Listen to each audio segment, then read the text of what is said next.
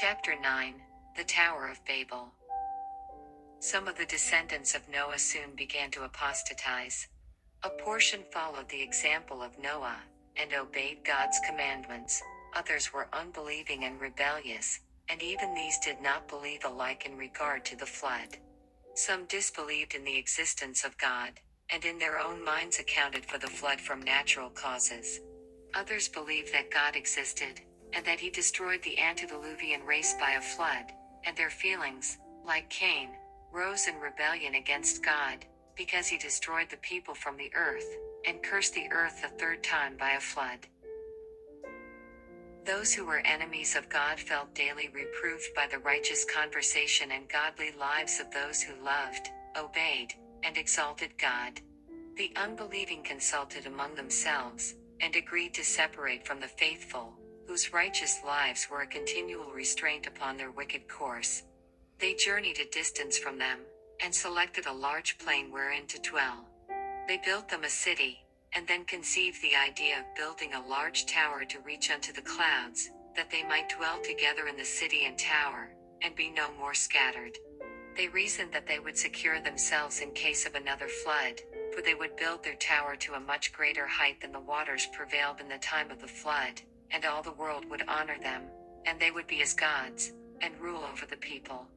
This tower was calculated to exalt its builders, and was designed to turn the attention of others who should live upon the earth from God to join with them in their idolatry. Before the work of building was accomplished, people dwelt in the tower.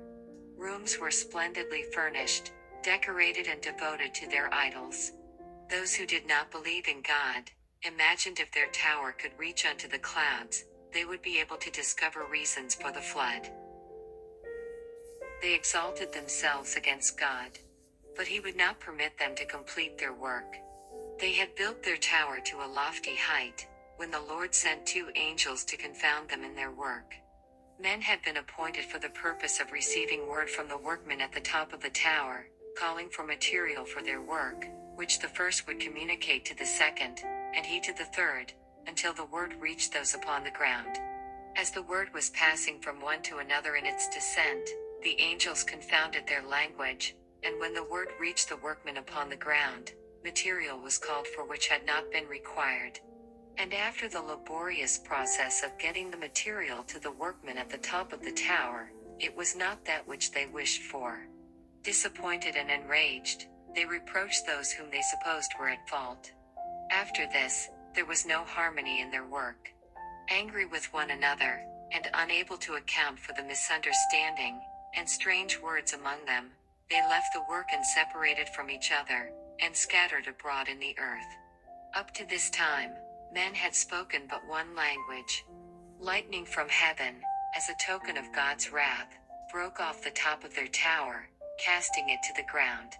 Thus God would show to rebellious man that he is supreme.